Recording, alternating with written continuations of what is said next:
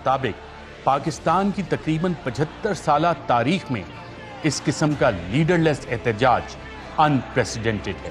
تاریخ میں یہ پہلی بار ہوا ہے کہ کسی حکومت کے جانے پر عوام باہر نکلی، اس لیے نہیں کہ وہ خوشی منائیں بلکہ اس لیے کہ وہ احتجاج کریں۔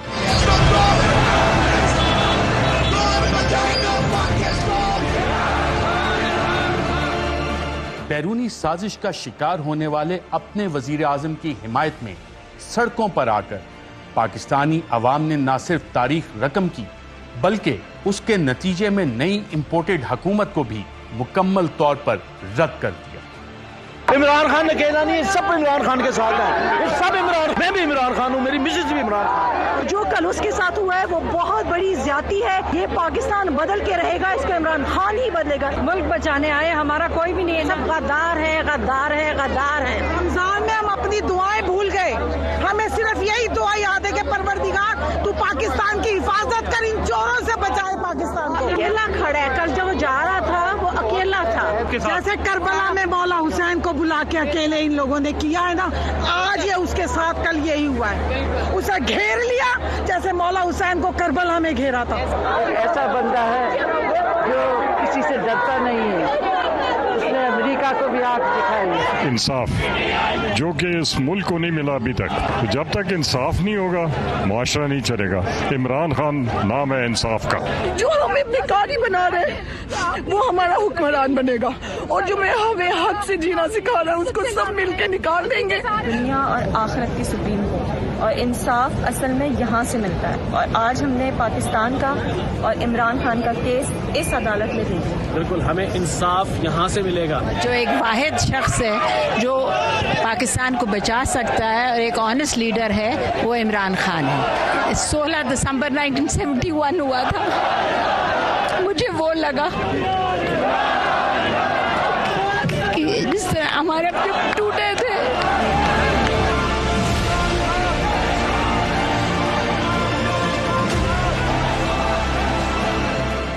عمران خان نے حکومت جانے سے پہلے ہی عوام کو آگاہ کر دیا تھا کہ ان کی حکومت کو گرانے کی ایک بیرونی سازش ہو رہی ہے جس میں کچھ مقامی سہولت کار بھی ہیں۔ ہمارے ملک میں باہر سے پیسے کی مدد سے حکومت تبدیل کرنے کی کوشش کی جا رہی ہے۔ پیسہ باہر سے لوگ ہمارے استعمال ہو رہے ہیں، زیادہ تر انجانے میں، لیکن کچھ جان بوجھ کے یہ پیسہ استعمال کر رہے ہیں ہمارے خلاف۔ ہمیں پتہ ہے کہ کن کن جگہوں سے باہر سے ہم پہ دباؤ ڈالنے کی کوشش کی جا رہی ہے۔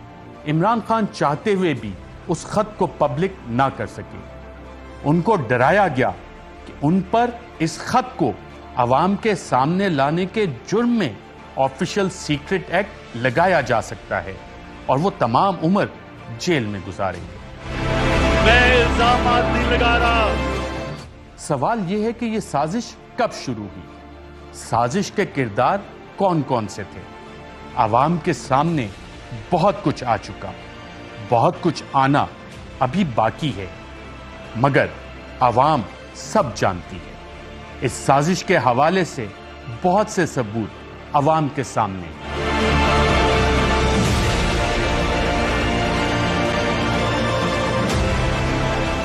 19 جون 2021 کو جب ایک امریکی چینل کو انٹرویو دیتے ہوئے عمران خان نے سی آئی اے کو اڈے دینے کے حوالے سے ایبسولوٹلی ناٹ کہا تو بہت سی جگہ بہت سے مہرے پریشان ہوئے۔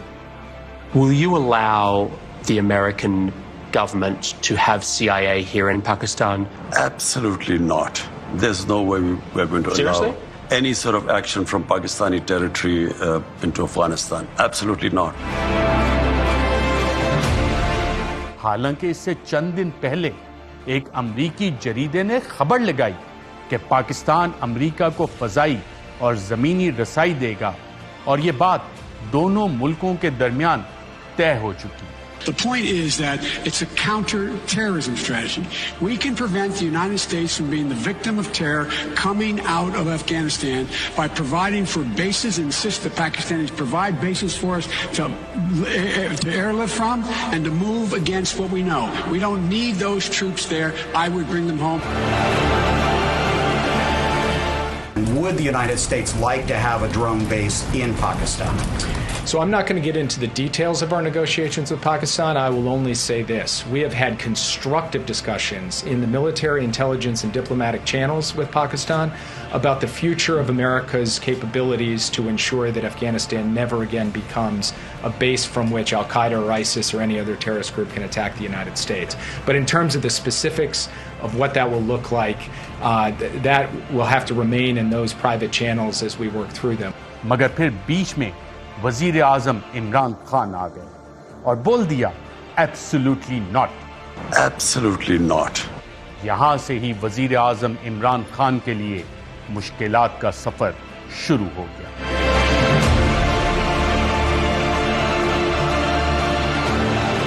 इमरान खान की हुकूमत अगले चंद माह में मुख्तलिफ मुश्किलात में घिर गई। साबिक वजीर आजम इमरान खान ने खुद बताया कि अगस्त 2021 में उनको साजिश का इल्म हो गया था। प्राइम मिनिस्टर साहब, आपको इस साजिश का इल्म कब हुआ? अगस्त 2021 में या अक्टूबर में? बस मुझे अगस्त से शुरू हो गया था आइडिया इस चीज़ का।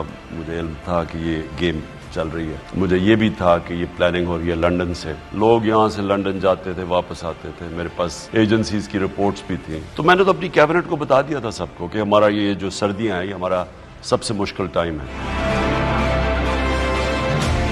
अक्टूबर में इस साजिश के खदोखाल मजीद वाजे हो गए जब अमेरिका के चार्ज अफेयर्स ने लाहौर में एक ही दिन मरियम नवाज और फिर शहबाज शरीफ से अलग अलग मुलाकातें की। इन मुलाकातों का कोई एलामिया जारी नहीं किया गया।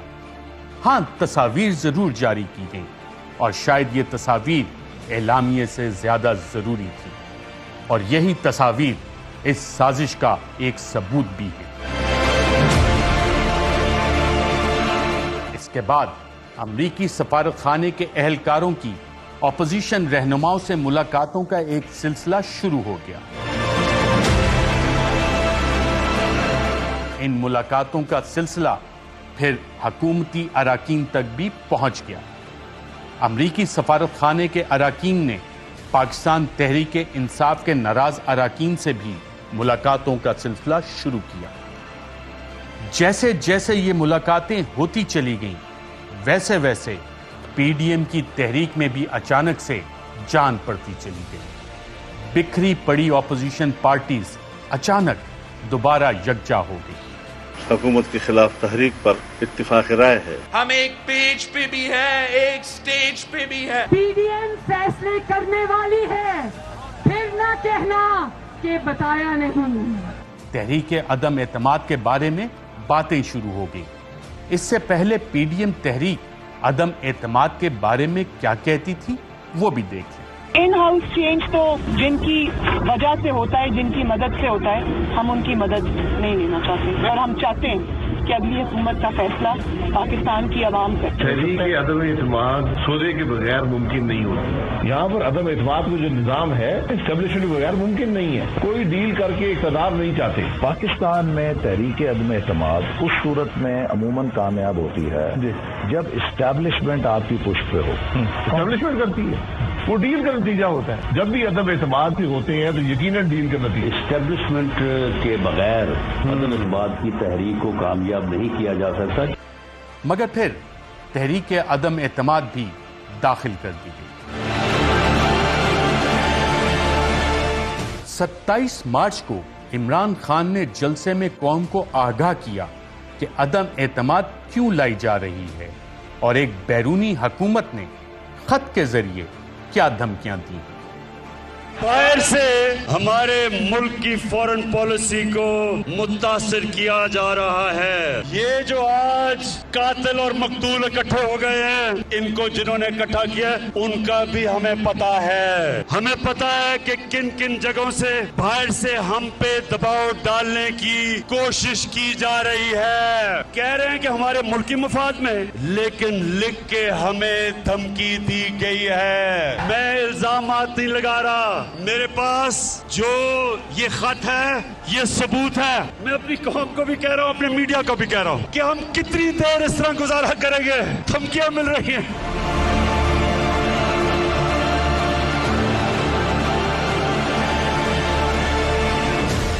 इस तकरीर के बाद मीडिया में जहां एक बहस का सिलसिला शुरू हुआ, वहीं फेक न्यूज का एक सैलाब भी आया। सबसे पहले तो कुछ सहाफी ये बताते रहे कि ऐसा कोई खत है ही नहीं। ये आगाही उन्होंने ट्विटर पर, फेसबुक पर, खबरों में और टॉक शोज पर दी। जब कोई ये मानने के लिए तैयार ना हुआ कि खत नहीं है और असद उमर ने एक प्रेस कॉन्फ्रेंस में बताया कि हम खत चीफ जस्टिस को दिखाने के लिए तैयार हैं, वजीर आजम तैयार हैं ये मुरासला जो है ये चीफ जस्टिस सुप्रीम कोर्ट के सामने रखने के लिए, तो फिर नया बयानिया बनाया गया कि ये खत नहीं, सफीर की असेसमेंट है। ये फेक न्यूज हस्बे तौफीक तमाम हजरात ने शेयर की। इसके बाद जब अवाम ये भी कबूल करने को तैयार ना हुई तो कहा गया कि इस खत में वजारत खारजा को दबाव डालकर इजाफी चीजें डाली गई। इसके बाद हुकूमत की जानिब से ऐलान किया गया कि इमरान खान चंद सहाफियों को यह खत दिखाएंगे।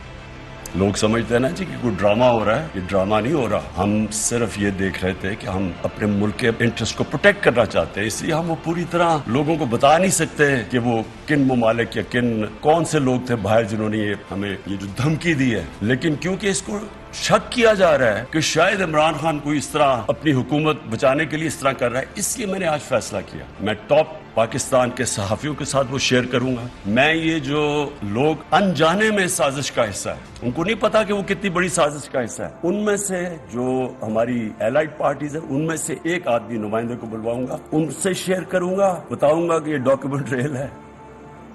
जब ये बात आई तो इसके बाद फिर फेक न्यूज ये फैलाई गई कि इस खत की इंक्वायरी की जा चुकी और इसमें ऐसी कोई धमकी नहीं है।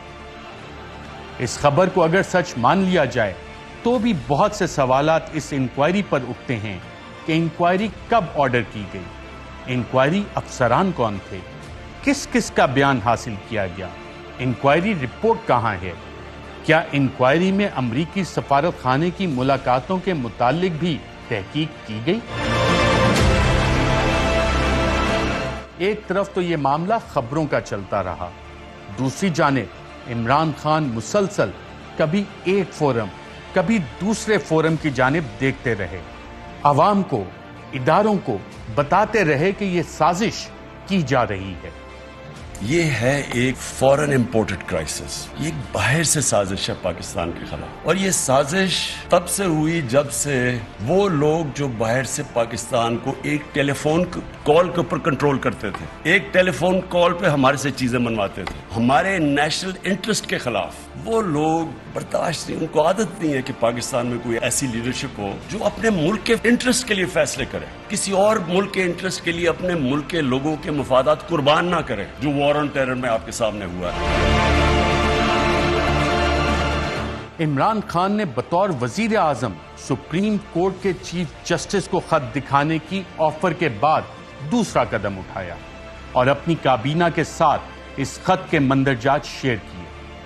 काबीना ने भी इस खत पर तशवीश का इजहार किया और तहरीक अदम एतमाद को बैरूनी स्पॉन्सर्ड रिजीम चेंज ऑपरेशन करार दिया। अपोजिशन के कुछ सरकर्दा रहनुमा इस साजिश में पूरी तरह मुलव्वस हैं, बैरूनी ताकतों से डिक्टेशन ले रहे हैं और वज़ीर आज़म इमरान खान को हटाए जाना जो है वो एक बुनियादी मकसद है اس سارے عمل کا. اگر یہ پاکستان کے اندر سے یہ تحریک اٹھی ہوتی تو مجھے بتائیے کہ پھر کیا مسئلہ تھا اپوزیشن لیڈرز کا کہ وہ ان کیمرہ سیشنز میں شریک ہوتے اور وہ ثبوت اپنی آنکھوں سے دیکھتے. یہ اپوزیشن لیڈر جو ہیں، یہ اپوزیشن ہے، یہ اس سازش میں پوری طرح ملوث ہے.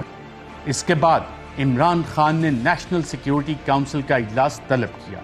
NSC کے اعلامیے کے مطابق یہ خط پاکستان کے اندرونی معاملات میں کھلم کھلا مداخلت تھی اور اس کی اجازت نہیں دی جا سکتی. NSC نے خط بھیجنے والے اس ملک کا نام نہیں بتایا، مگر یہ ضرور کہا کہ اس ملک کو ڈیمارچ کیا جائے اور پھر شام کو ہی NSC کے فیصلے پر عمل کیا گیا. اس کے بارے میں پارلیمان کی نیشنل سیکیورٹی کمیٹی کا اجلاس بلانے کا فیصلہ کیا گیا، مگر اپوزیشن کے ممبران نے اس اجلاس میں جہاں اس خط کے مندرجات دکھائے جانے تھے اس میں آنے سے معذرت کری. خط جو جس کا ذکر کرتے ہیں، میں نے کہا تھا پارلیمان میں لائیں، دکھائیں. آج بھی پارلیمان میں کمیٹی کو اپنا بھیج دیا اور پھر متحدہ اپوزیشن کو انوائٹ نہیں کیا. مجھے ایک زبانی پیغام ملا، میں نے کہا مشاورت کریں اپنے جوائنٹ اپوزیشن سے. انہوں نے کہا جی کہ بالکل نہیں، ہم جائیں گے. کسی ایک نے کوشش نہ کی کہ اس خط کو ایک بار دیکھ ہی لیں. سپریم کورٹ میں بھی ایک درخواست دائر کی گئی کہ عدم اعتماد ایک بیرونی سازش ہے، مگر اس وقت سپریم کورٹ نے آرٹیکل 69 کا حوالہ دیتے ہوئے اس درخواست کو رد کر دیا کہ جناب ہم پارلیمان کے معاملے میں دخل نہیں دے سکتے. ایک جانب قومی اسمبلی میں 3 اپریل کو ووٹنگ ہونا تھی، دوسری جانب عمران خان کا بیانیہ عوام میں جڑ پکڑتا جا رہا تھا. سازش کرنے والے غلاموں کو کامیاب ہونے دیں گے؟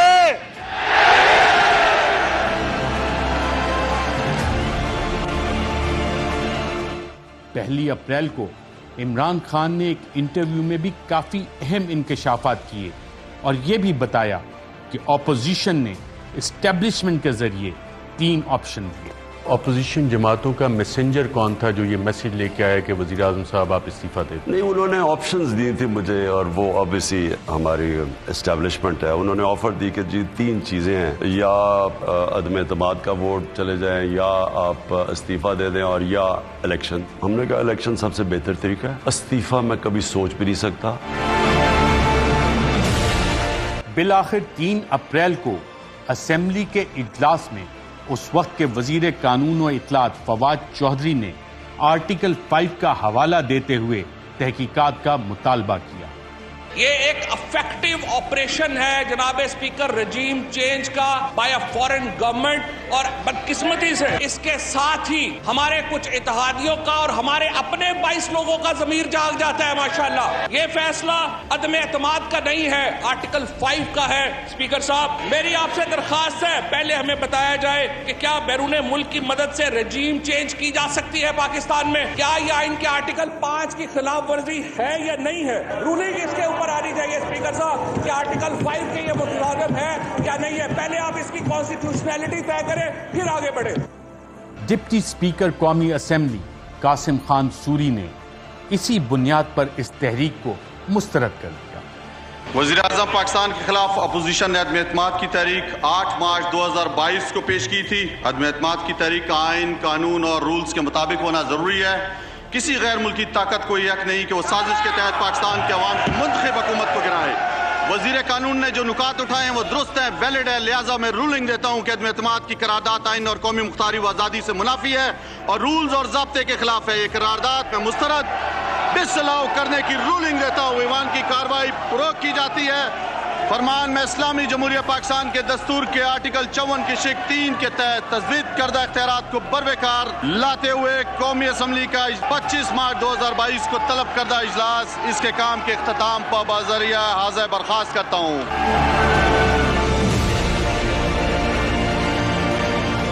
شہباز شریف نے ایک ٹویٹ کی اور سپریم کورٹ سے سو موٹو کی استدعا کی. 3 اپریل اتوار کا دن تھا، پورے پاکستان میں چھٹی تھی. اچانک ہی خبر آئی کہ supreme court of Pakistan Pakistan کی سب سے بڑی عدالت کھل گئی۔ چیف جسٹس نے اس ساری صورتحال کا نوٹس لے لیا۔ سپریم کورٹ آف پاکستان میں ہزاروں کے قریب کیسز زیر سماعت ہیں، مگر کسی ایک کے لیے عدالت اتوار کو اس سے پہلے نہ کھلی۔ چیف جسٹس نے اس معاملے پر 5 رکنی بینچ بنا دیا اور روزانہ کی بنیاد پر سماعت شروع کی۔ سماعت کے دوران اپوزیشن اور حکومت دونوں نے بارہا بینچ کو درخواست کی کہ اس خط کی تحقیقات بھی کروا لیں۔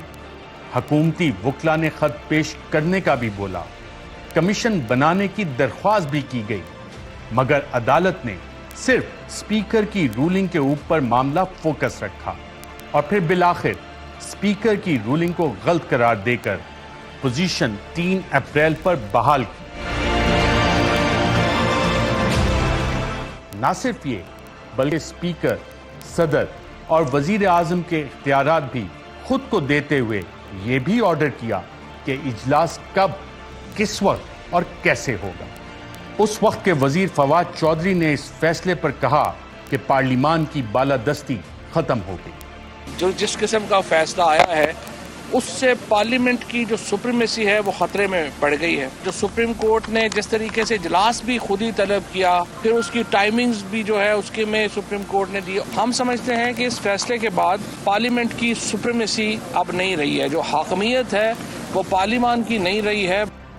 عدالت نے فیصلہ سنا دیا، قاسم خان سوری کی رولنگ غلط قرار دے دی گئی، مگر حیران کن طور پر اس مواد کو جو کہ اس رولنگ کی بنیاد بنا، اس کو دیکھنے کی کوشش تک نہ کی گئی۔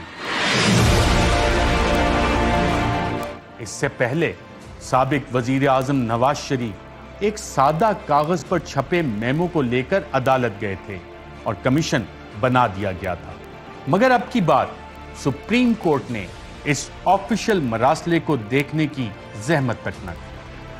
سوال تو تحریک انصاف کے لیڈران اور تجزیہ کاروں نے یہ بھی اٹھایا کہ اگر عدالت نے وہ مواد دیکھا ہی نہیں جس کی بنیاد پر اسپیکر کو اپنی رولنگ دینا پڑی، تو پھر یہ فیصلہ کیسے آ گیا؟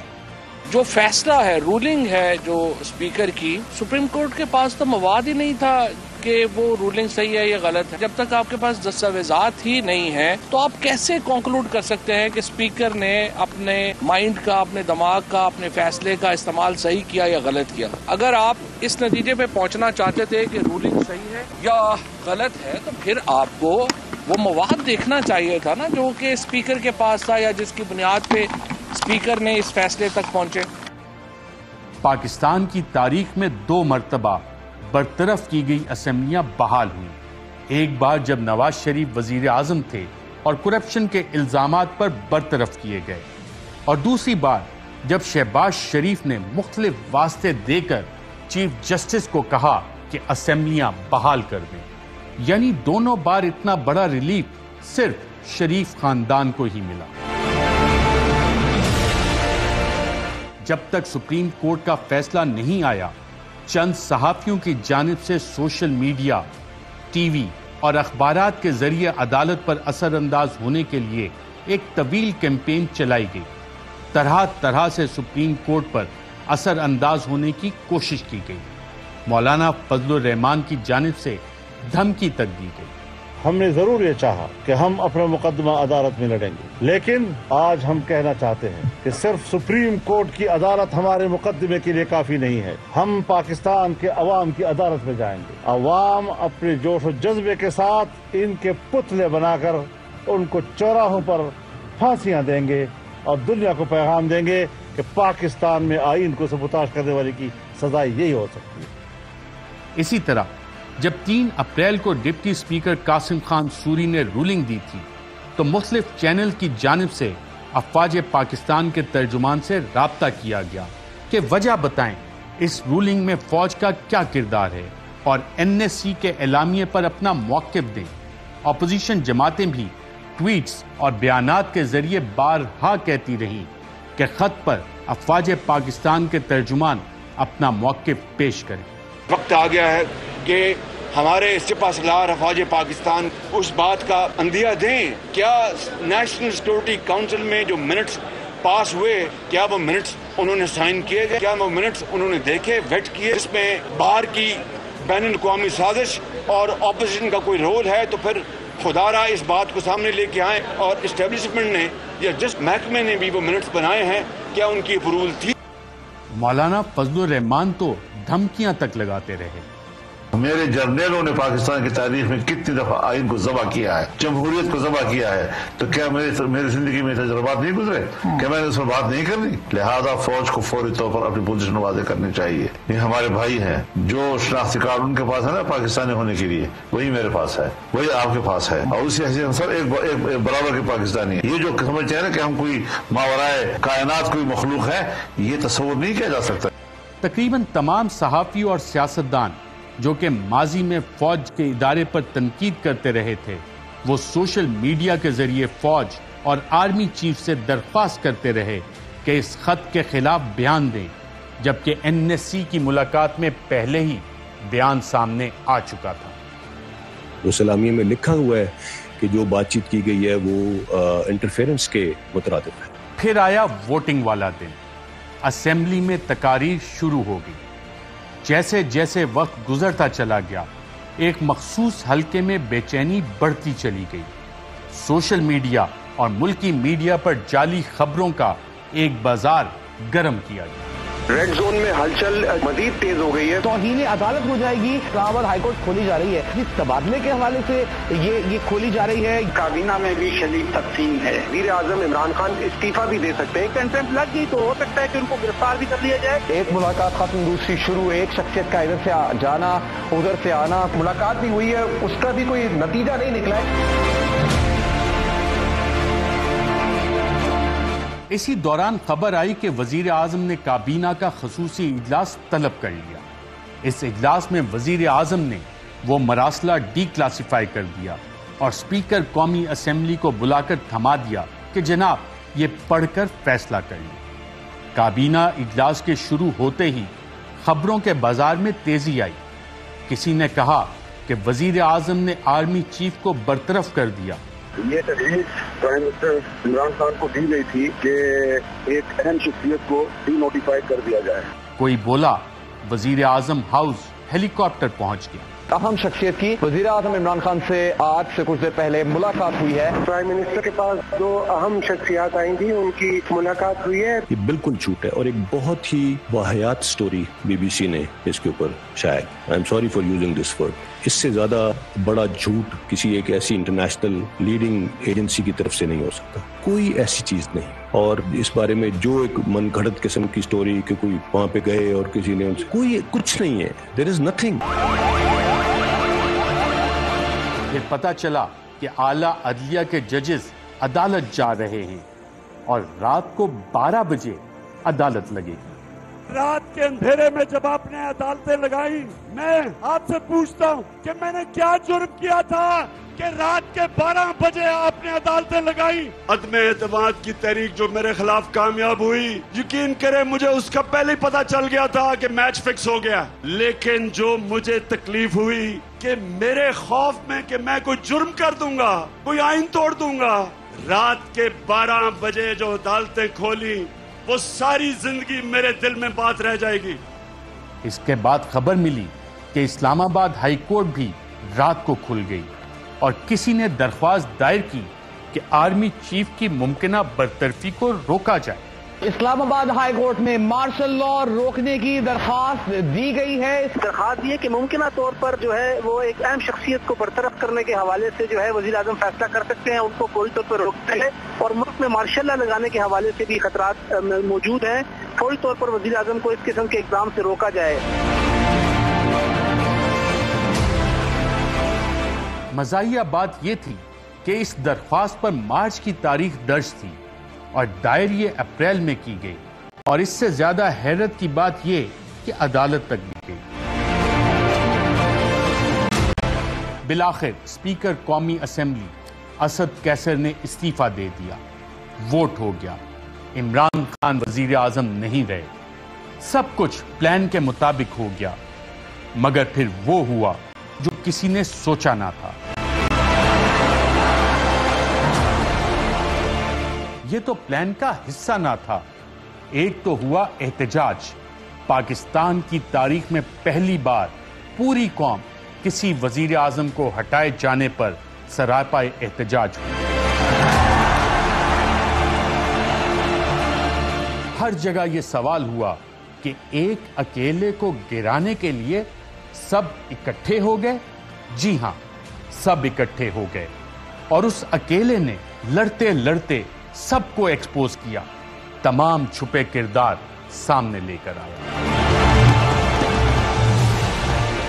دوسری چیز یہ ہوئی کہ وزیر اعظم بنتے ہی شہباز شریف نے اپنا پہلا پتا کھیلا اور اعلان کیا کہ پارلیمان کی سیکیورٹی کمیٹی کا اجلاس بلا رہا ہوں کہ اس خط کے بارے میں بات کریں گے. اس میں سروسز چیف اور D G I S I کو بلایا جائے گا. میں بطور منتخب وزیر اعظم کے پارلیمان کی جو سیکیورٹی کمیٹی ہے وہاں پہ ان کیمرہ اس کے اوپر کمیٹی کے آنریبل ممبرز کو پوری بریفنگ دی جائے, جس میں مسلح افواج کے تمام سربراہ موجود ہوں, جس میں ڈی جی آئی ایس آئی ہو, جس میں ہمارے فارن سیکرٹری ہوں اور جس میں وہ سفیر ہوں جنہوں نے یہ خط لکھا اور اس کے بعد برسلز اس کی ٹرانسفر ہو گئی. سروسز چیفز اس سے پہلے نیشنل سیکیورٹی کمیٹی میں اس خط کو دیکھ چکے تھے اور اس ملاقات کے منٹس موجود ہیں اور اعلامیہ بھی. کابینہ کا اعلامیہ اور منٹس بھی موجود ہیں. ایسے میں شہباز شریف صاحب یہ سب دوبارہ کر کے کیا ایک اور اعلامیہ جاری کروا کے پہلے والے اعلامیہ کو رد کرنا چاہ رہے ہیں اور فوجی قیادت کی سبکی کروانا چاہ رہے ہیں کہ وہ اپنے موقف سے ہٹ گئے جو کہ این ایس سی میٹنگ کے بعد اعلامیے میں تھا.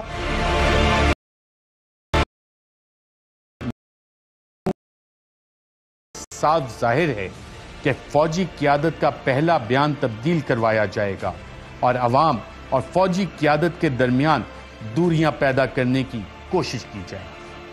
آپریشن ریجیم چینج کا شکار ایک اور ملک کا حال بھی سامنے آ گیا. سری لنکا نے بھی روس کے خلاف قرارداد میں ووٹ نہیں دیا تھا. وہاں بھی اتحادی ساتھ چھوڑ گئے. وہاں بھی اسی طرح کا ایک طوفان آیا. اب شہباز شریف پتا پھینک چکے. سروسز چیفز کے پہلے بیان کو بدلنے کے لیے شاید کوشش کی جائے گی ایک اور سیکیورٹی کمیٹی میٹنگ کے ذریعے, جبکہ عوام پہلے ہی سوال کر رہی ہے کہ وہ چلاتا رہا کہ سازش ہو رہی ہے اور کوئی ادارہ مدد کو نہیں آیا.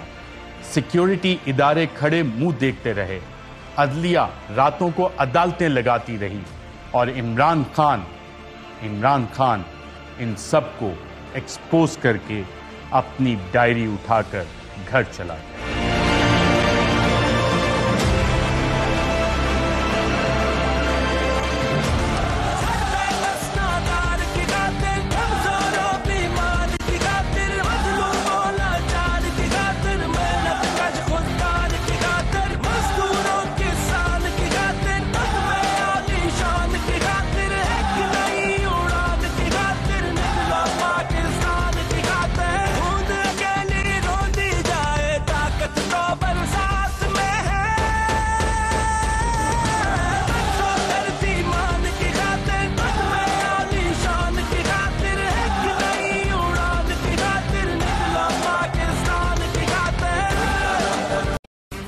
اہم ترین خبریں اب ایک کلک کی دوری پر. آپ کے پسندیدہ ٹاک شوز ہوں یا اہم ملکی یا غیر ملکی شخصیات کی نیوز کانفرنسز, ہر لمحہ باخبر رہنے کے لیے سبسکرائب کریں ہمارا یوٹیوب چینل. موسم کی صورتحال ہو یا کھیل کے میدان سے خبریں, اپنے موبائل فون سے ملکی اور بین الاقوامی اہم خبروں تک رسائی کے لیے ڈاؤن لوڈ کیجیے موبائل ایپ. باوثوق ذرائع سے مصدقہ خبروں, تجزیوں اور تبصروں سے مستفید ہونے کے لیے وزٹ کیجیے پاکستان کی سب سے بڑی نیوز ویب سائٹ www.arYnews.tv. ان سب کے علاوہ پاکستان کا سب سے بڑا فیس بک پیج ہو, سب سے بڑا نیوز انسٹاگرام اکاؤنٹ یا پھر ٹویٹر, ARY نیوز پہنچا رہا ہے خبریں سب سے پہلے آپ تک تاکہ آپ رہیں ہر لمحہ باخبر.